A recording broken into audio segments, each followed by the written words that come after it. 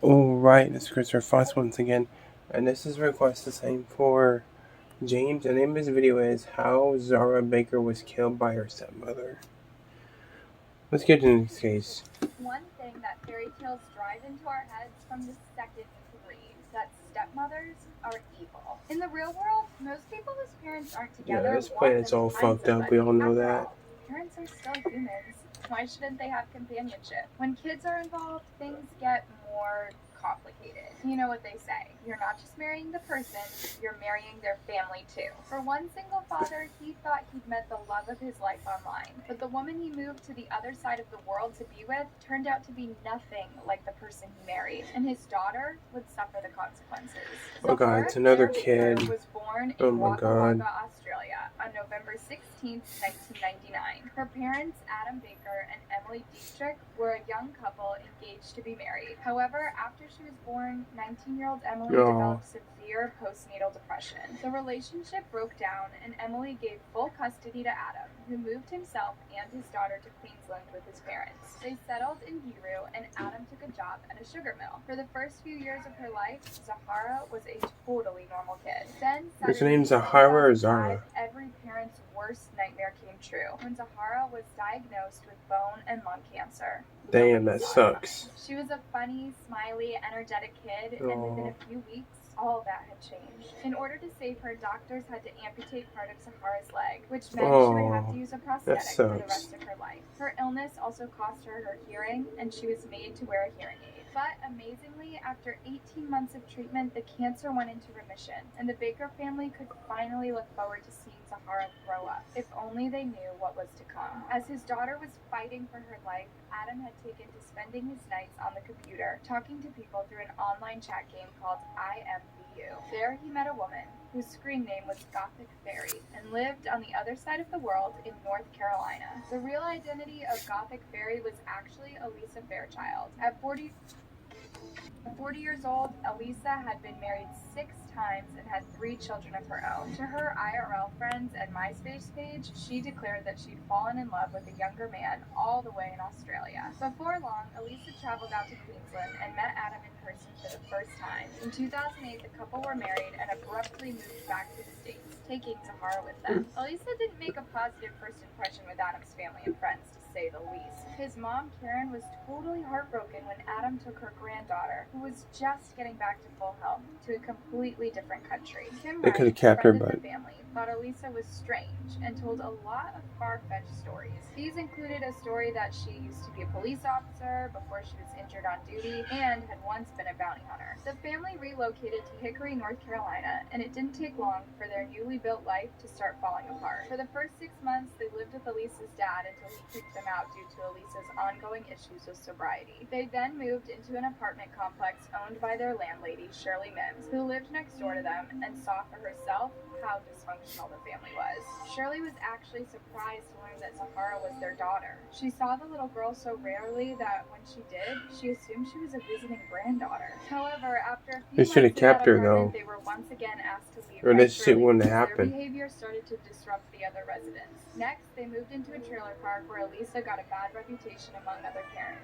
On more than one occasion, their neighbor Tanya Hefner saw Elisa treat Zahara super badly, hitting her and teasing her about her prosthetic leg. Tanya contacted the police and told them People were concerns for disgusting. Zahara's safety, as well as her school, who had worries of their own. Zahara was eventually taken out of public school after a concerned teacher gave Zahara her personal cell phone number, so she had someone to contact if she ever felt she was in danger. After she started being homeschooled, teachers would still visit the house occasionally, and once reported. But her parents sucked so much that they let her have a phone? The authorities did nothing to help Zahara, who was totally alone in an unfamiliar country, living with one parent who hated her and one that never stuck up for her, according to witness testimonies. Of course, Elisa tells a very different version of events. In an interview with Liz Hayes, Elisa said she never did anything to hurt Zahara and that the two were super close. Did she kill her? Right from the bat. She had a spunk about her. She never gave up, always had a smile on her face. She called me mom, and I treated her like she was my own child. She got no different treatment than my other kids did. isn't my Actually, child. my other kids got jealous of her. They said I treated her better. This is obviously a pretty big difference to what was being reported by family and neighbors. You can make your own call on who's telling the truth based on what happened next. On October 9th, 2010, Hickory Emergency Services received a call from Elisa at 5:30 a.m. She reported a small fire at the back of their house. On arrival, the fire department discovered Adam's truck had been set ablaze, and there was a thick smell of gasoline in the air. After extinguishing the flames, they discovered what looked to be a ransom note. The note was addressed to Adam's boss and landlord, Mark Coffey, and claimed to have snatched Mark's daughter during the night. They demanded $1 million in exchange for her safe return, or his son would be next. The police carried out a wellness check on the Coffey family and found that they were all safe and sound. They thought the incident was more likely some sick prank intended for Mark, but the assailant had mistaken Adam's house for his. That would just be the start of a crazy roller coaster this family was about to take the police on. Later that day, Adam called the police again with a startling piece of information. Someone had been taken. His daughter. Such a beautiful little girl. The theory was that the fire that morning was meant to distract police. Why would you want to hurt a kid?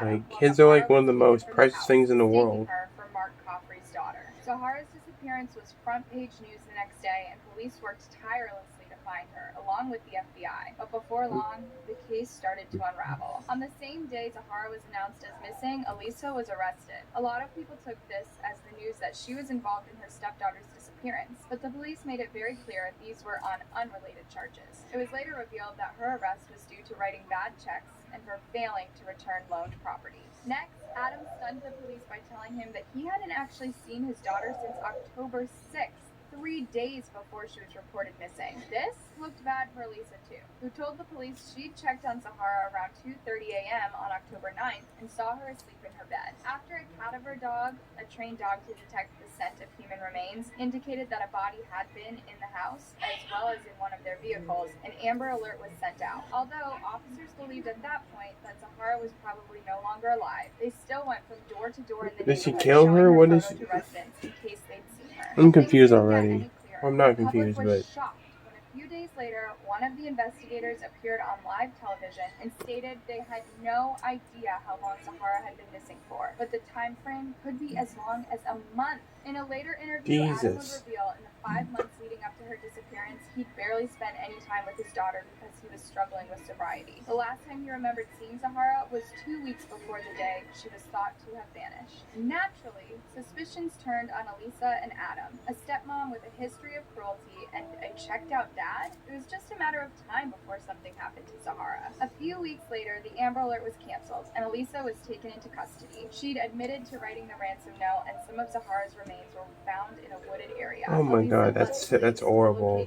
That is awful. Records confirmed she was in the area around the time Zahara disappeared. Elisa claims the whole thing is a big misunderstanding. She went out one day to get some cash, and when she came home, she saw Zahara lying unresponsive on her bed. Instead of calling an ambulance, she tried to was dead. Zahara for an hour before accepting that she'd passed away. That's kind of believable, right? I thought so too. Instead of calling emergency services and saying, "Hey, my stepdaughter with cancer just passed away. Can I get some help over here?" What Elisa did was unthinkable. I won't go into detail, but I'll just say that when they found Zahara's remains, they weren't all together. They found her prosthetic leg first, which identified her, and then found her fucked up. Separated from her torso. Her skull was that found is a short distance away. Because of the state of her that remains, is awful. It was impossible a kid. to determine how you she do this died. shit to a fucking kid. All the lies from Elisa and Adam, police felt confident that she hadn't died of a natural cause. Elisa was charged with causing Zahara's death unintentionally and obstruction of justice for writing the ransom note. She pled guilty to avoid a charge of first-degree homicide and was sentenced to 18 years in prison. However,